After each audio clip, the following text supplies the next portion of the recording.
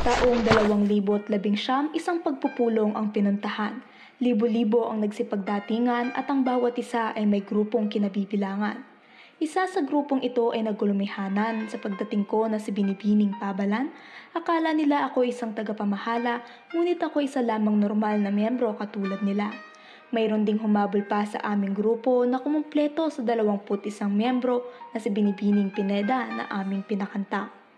Sa inip namin sa paghihintay ay kumuha na lamang kami ng aming unang litrato na nagsimbolo na kami na ang magsasama-sama sa 2 taon sa pagbuo ng aming plano. Upang opisyal na umpisahan ng planong pangkinabukasan, kami ay nagluklok ng mga opisyales na mapagkakatiwalaan. At ang aming niluklok na pinuno ay walang iba kung hindi si Ginoong Ballesteros na isang maginoo. Isang buwan nang kami ay magsimula ay nagkaroon ng patimpalak kung paano ang kalusugan ay mapapangalagaan at si Binibining Pineda ang isa sa mga naging kinatawan. Kasabay ng patimpalak ay ang paggawa ng liriko kung saan napatunayan sa iba ang aming pagkakaisa at pagkikipagkapwa-tao. Matapos ang lahat, kami ay pinatawag upang kumuha ng isang opisyal na litrato kasama ang aming punong tagagabay na si Ginoong Bernardo. Dahil kami nga ay kabilang sa Departamento ng Siyensya, isa sa mga unang aktibidad namin ay ang mag-eksperimenta. At sa tuwing may matatapos na mga ginagawa, ang lahat ay pumupunta sa klinika upang magpahinga. Isang araw ay nagkaroon ng planong paglalakbay upang may matutunan na bagong kaalaman at maranasan ang makapamasyal sa lugar na hindi mapuntahan. Naghintay, busang naisakyan ngunit van ang binigay. Panlulumo at dismaya, kawalan ng pag-asa ang sumapit sa bawat isa. Kay agang nagising kaya kahit nasiksikan ay nakatulog ng mahimbing. Nagugutom at inaantok ang lahat kaya kami huminto upang kumain at gisingin ang diwa sa libreng ibinigay ni Ginoong Bernardo. Sa pag-uwi, pagod man ang aming nadarama ay nakuha pa naming kumanta.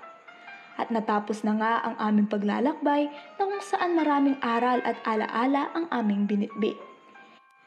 Ngayon ay dumating na sa kalagitnaan ng daan ng minimithing plano ng kinabukasan. Pagsusumikap ang naging sandalan sa araw-araw na pag-uwing wala ng liwanag na madatnan. Rock my soul in the bosom of Bethlehem, isang paboritong himig na madalas naming kantahin kasama ang isa sa mga tagagabay upang ang antok ay alisin. Ang antok sa tuwing nagsusunog naman ng kilay ay napapawi sa pakain at pakape ni Ginoong Bernardo dahil alam ng aming punong tagagabay ang hirap at pagod na aming dinadanas makamit lamang ang tagumpay. Ang tao ay hindi perpekto, kaya minsan maging kami ay nagiging irresponsable at maloko. Kami ay pinagsasabihan tungkol dito at ginagawa naming aral ito upang matuto. Isang araw, ilang buwan nang kami ay magsama-sama, ay natunghayan namin ang kauna-unahang miyembrong palabasin na si Ginoong Ballesteros dahil siya'y mayroong hindi nagawang tungkulin. Dahil sa nangyari, dagdagan pa ng mga aura at tindig ng ilang tagagabay, takot at pangamba na lamang ang aming nadarama. Noong una, akala namin sila ay balakid, ngunit kalaunan, sila ang isa sa mga nagpalago ng aming mga isip. Kung may mga nakakatakot na tagagabay, huwag maglala dahil nandyan sina Binibinong Ocampo at Binibinong Torres na mababait at malulumanay. Tuwing Sabado naman, si Ginoong Justin ay madalas magaya upang bumili at kumain ng tinapay sa sikat na tindahang Skybands na aming tambayan. Habang si Ginoong E.G. naman ang madalas laging dalhin sa klinika na sinasabayan ni Ginoong Ballesteros ng pagdadasal at pagkanta. Sa pagtupad ng kinabukasan, paniguradong ang pera ay nauubusan, kaya ang panonood ng sine ay hindi magawa at tanging trailer sa telebisyon na lang ang aming tinatyaga. Sa kabila nito, kapos man sa kaperahan, ay nagawa pa ring sorpresahin ng bulaklak at harana ang mga kagababahihan ng mga kalalakihan sa araw ng mga puso. Kahit na ang mga puso namin ay unti-unti nang nadudurog at nalulumo sa mga diskusyong hindi na mawari at maintindihan. Sadyang napakahirap lamang tuparin ng planong kinabukasan. Buti na lamang ay nagkaroon ng eksperimentong sosyal na pagbibigay yakap at bati sa iba na kung saan kami rin ay nakinabang sa comfort na binigay nila. Isa naman sa libangan ng lahat tuwing walang ginagawa ay magkaroon ng duelo sa larong chess o kaya naman ay maglaro ng Scrabble o basketball. Hindi lang puro laro ang aming hilig, ngunit pati musika. Ang lahat ay masasabing gustong-gusto ang kantahan pagkat ito ang nagbibigay saya tuwing may oras kami at walang inaalala. Kaya naman kami ay umuwi na magkakasama at masaya pagkatapos ng nakakapagod na araw sa pagpaplano ng kinabukasang ayaw pumalya.